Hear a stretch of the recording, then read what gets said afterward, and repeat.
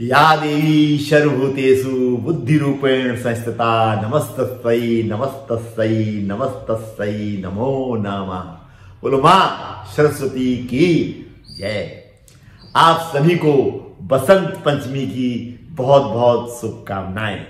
मित्रों, आज मैं हाजिर हुआ हूं आपके समक्ष आपके अपने इस चैनल पर एक बहुत ही महत्वपूर्ण जानकारी के साथ में। मेरे उपरोक्त मंत्रोच्चारण से आप समझ गए होंगे कि आज हम किस विषय पर चर्चा करने वाले हैं। ठीक समझा मित्रों, आज हम बात करेंगे बसंत पंचमी के महान पावन पर्व की कि इस महान पावन पर्व को कब मनाया जाएगा, इस महान पावन पर्व का इतना ज्यादा महत्व क्यों है, पूजा की संपूर्ण विधि के बारे में भी चर्चा करेंगे। विद्यार्थियों के लिए कुछ विशेष उपायों की भी चर्चा करेंगे। अतः आप सभी से अनुरोध है कि अंत तक मेरे साथ इस चर्चा में अवश्य बने रहें, संपूर्ण जानकारी को प्राप्त कर उसका लाभ लेने के लिए। आइए मित्रों, आते हैं अब अपने विषय पर। प्रतिवर्ष जो बसंत पंचमी का महान पावन पर्व है वो माघ मास की शुक्ल पक्ष की पंचमी को ही मित्रों मनाया जाता है। इसके पीछे मित्रों एक पौराणिक कथा भी है। ब्रह्मा जी जिन्होंने इस संसार का सृजन किया है, जब उन्होंने इस संसार का सृजन कर दिया और अपने ही द्वारा सृजित किए हुए संसार पर उन्होंने जब दृष्टि डाली तो उन्होंने पाया कि संसार में तो आवाज ही नहीं है, बिल्कुल शांत है।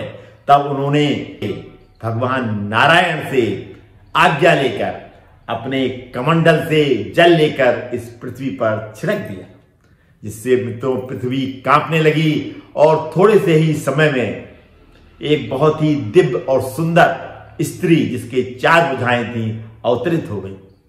उनके एक हाथ में मित्रों वीणा थी, एक हाथ में मुद्रा थी और अन्य 2 हाथों में किताबें और मालाएं थी।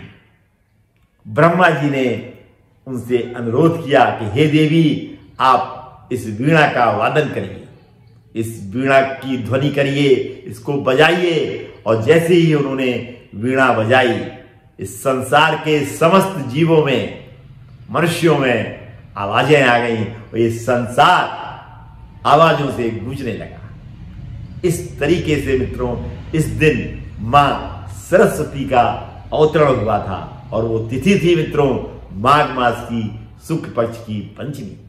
इसलिए मित्रों इस पर्व का अत्यधिक महत्व है और इसको सरस्वती जयंती के रूप में भी मित्रों जाना जाता है।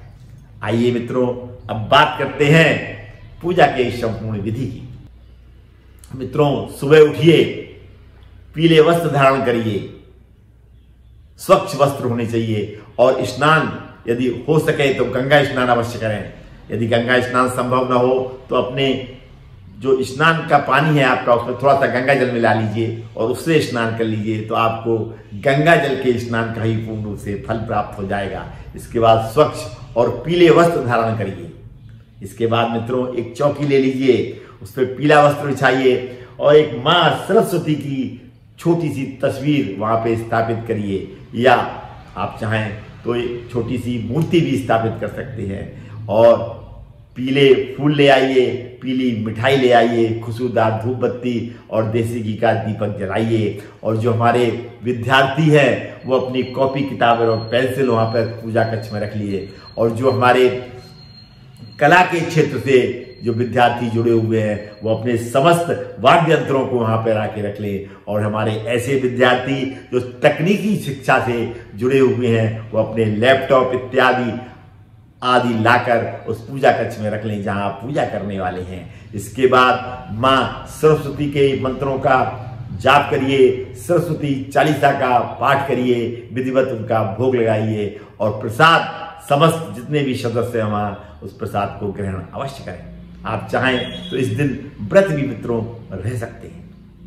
हमारे ऐसे विद्यार्थी जिनको विद्या के क्षेत्र में प्रयास करने के बावजूद भी सफलता नहीं मिल पा रही है, उन सभी से मेरा अनुरोध है कि इस दिन व्रत अवश्य रखें और विधिवत उनकी पूजा करें जैसा कि मैंने अभी बताया है। और जो तस्वीर आपने उस दिन मां सरस्वती की जो स्थापित की है, अगले दिन अपने अध्ययन कक्ष में उस तस्वीर को, जहां आप पढ़ाई करते हैं, उस टेबल पर उस तस्वीर को स्थापित कर लें और विधिवत उनका ध्यान करके अपना अध्ययन यदि आप प्रारंभ करते हैं तो शिक्षा के क्षेत्र में आ रही बाधाएं निश्चित रूप से मित्रों समाप्त हो जाएंगी। इस तिथि का मित्रों अपने आप में बहुत ही अत्यधिक महत्व है। कहते हैं कि बसंत पंचमी पर हमको किसी भी पंचांग शुद्धि की आवश्यकता नहीं है। हम कोई भी धार्मिक और मांगलिक कार्य बिना किसी पंडित की सलाह के प्रारंभ कर सकते हैं, क्योंकि ये जो तिथि है वो अपने आप में ही एक बहुत ही सिद्ध तिथि है। जैसा कि मैंने अभी बताया, इस दिन मां सरस्वती जो कि विद्या की देवी हैं, बुद्धि की देवी हैं और कला की देवी है, उनका अवतरण हुआ था। इसलिए इस तिथि का मित्रों अपने आप में अत्यधिक महत्व है।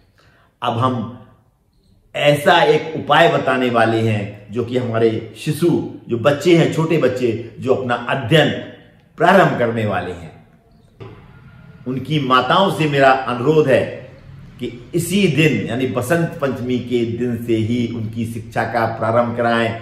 चाहे उनको एक अक्षर लिखवा दें या किताब दिखा दें, एक अक्षर अवश्य लिखवाएं और एक अनार की कलम लाके उनकी जिह्वा पर ओम लिख दें।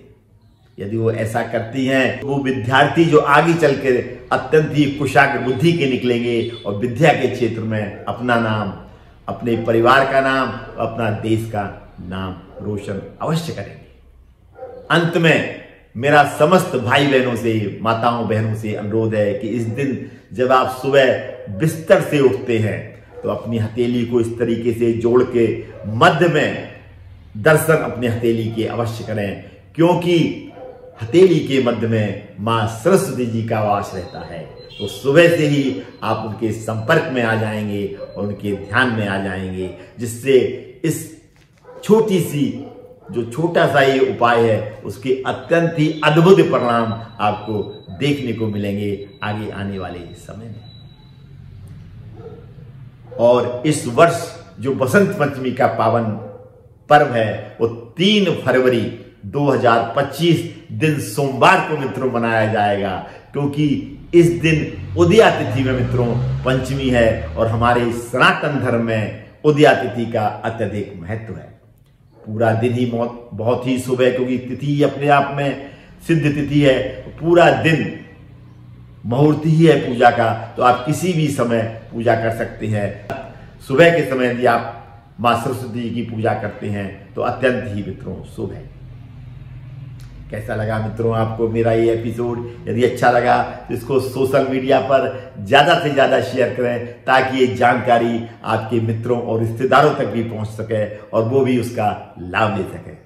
आज मैं अपनी वाणी को इस भावना के साथ में विराम देता हूं कि आप सभी पर मां सरस्वती की कृपा बनी रहे और आपकी बुद्धि तीव्र हो और विद्या के क्षेत्र में जो हमारे छात्र हैं वो विद्या के क्षेत्र में अपना नाम रोशन करें। पुनः मुलाकात होगी मित्रों किसी ऐसी ही विशेष जानकारी के साथ। तब तक अपना ये चैनल देखते रहिए और इस तरीके की जानकारियां प्राप्त कर उनका घर बैठे लाभ लेते रहिए।